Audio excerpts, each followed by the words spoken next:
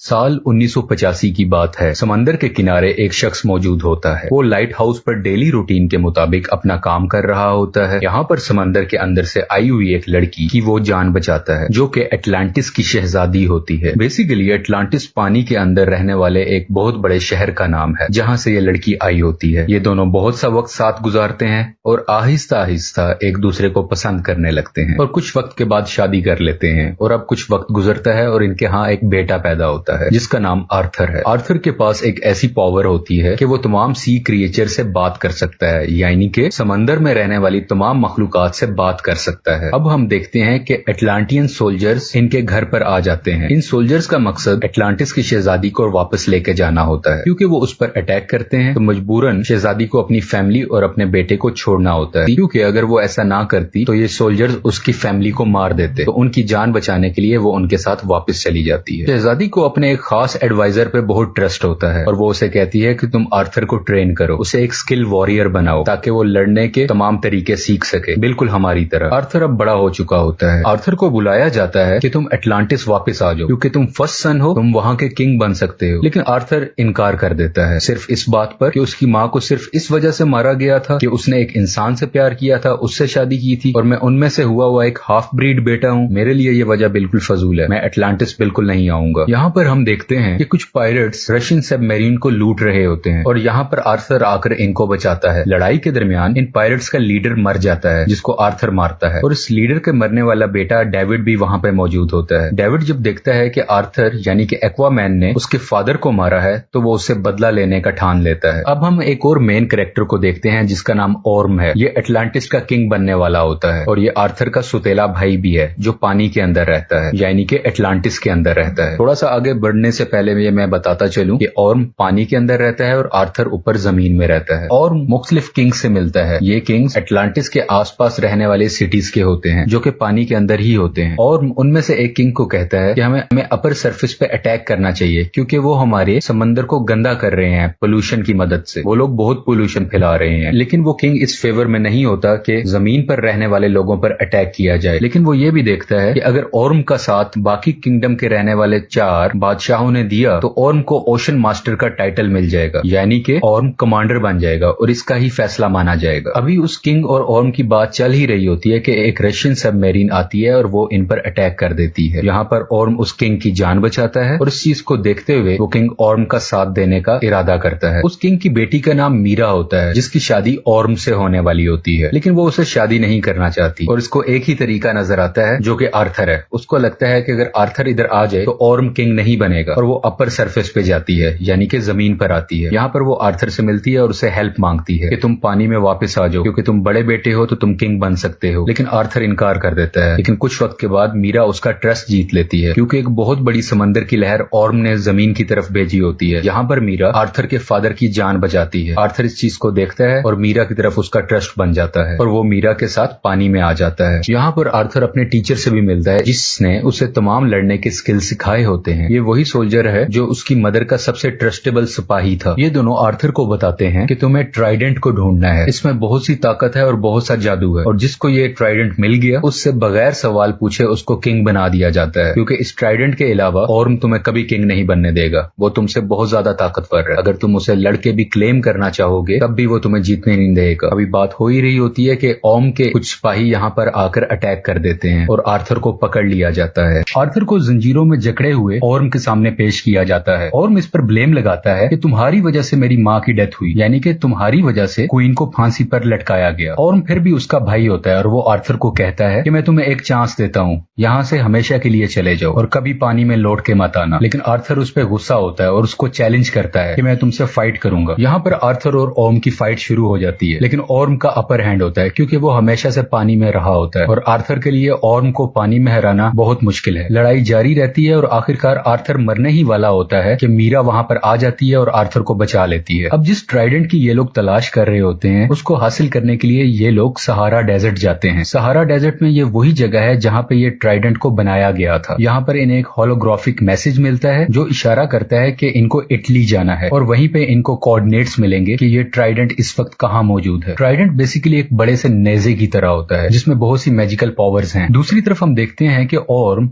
David से मिलता है। डेविड वही शख्स है जो मरने वाले पायरेट का बेटा था और एक्वामैन से बदला लेना चाहता है। यहाँ पर हमें ये भी रिवील होता है कि वो रशियन सबमरीन जिसने पानी के बादशाह पर अटैक किया था वो डेविड और ऑर्म की मिली साजिश से हुआ था। यानी कि ये ऑर्म का ही प्लान था कि डेविड उस बादशाह पर अटैक करे और वो उसकी जान बचा ले, जिसकी सिंपैथी में वो बादशाह ऑर्म का साथ दे। ऑर्म यहाँ डेविड को लेटेस्ट एटलांटियन बैटल सूट भी देता है। ये बहुत मॉडर्न टेक्नोलॉजी होती है जो सिर्फ पानी में रहने वाले लोगों के पास हो। डेविड इस टेक्नोलॉजी को टेस्ट करता है और उसको देखकर बहुत खुश होता है कि अब उसका बदला पूरा होगा आर्थर को मार के। यहाँ पर ऑर्म एक और पानी में रहने वाले किंगडम जिसका नाम किंगडम ऑफ फिशरमैन है उनके किंग को मार देता है और उनको मजबूर करता है कि वो ऑर्म का साथ दें, क्योंकि किंगडम ऑफ फिशरमैन के किंग मर चुके होते हैं। वो क्वीन और प्रिंसेस को फोर्स करता है और उन्हें कहता है कि तुम अगली कतार में यानी कि जंग की अगली लाइन में लड़ोगे और उनको फौज जमा करने के लिए कहता है। यहाँ पर हम डेविड को देखते हैं जो ऑर्म की तरफ से दिए गए मॉडर्न टेक्नोलॉजी को कुछ बदलता है और अपने लिए एक सुपर हीरो सूट बनाता है। ये इसका नाम ब्लैक मैंटा रखता है। डेविड इस सूट को पहनकर बहुत पावरफुल हो जाता है और अब हम देखते हैं कि आर्थर और मीरा इटली के अंदर जा रहे होते हैं उन्हीं कोऑर्डिनेट्स की तलाश में और ये वहां पर अटैक कर देता है। डेविड यानी कि ब्लैक मैंटा और आर्थर की बहुत लड़ाई होती है।